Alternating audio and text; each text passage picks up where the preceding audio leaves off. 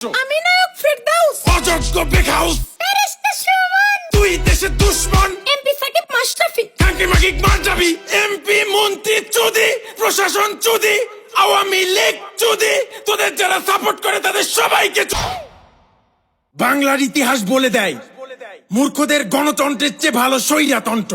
কারণ মূর্খদের 500 টাকা দিয়ে করা যায় আয়ত্ত। সবকিছু ঠিক হয়ে যাবে যদি আমরা একটি সভ্য এবং শিক্ষিত জাতি পাই, যার জন্য প্রয়োজন একটি যোগ্য নেতা। আমরা এতটাই নির্লজ্জ জাতি যে মেয়েদের নেতৃত্বে দেশ পরিচালনা করি। হ্যাঁ, আমি কোনো বৈষম্য করছি না, আমাদের কাছে তাদের সম্মান অনেক উপরে।